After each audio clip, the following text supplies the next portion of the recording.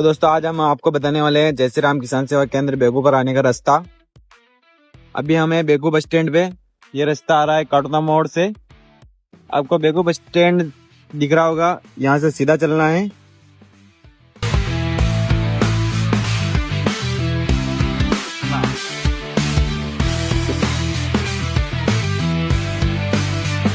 ये रहा सेन बोल्ट नगर पालिका विभाग का सहायक, यहाँ सीधा जाना है।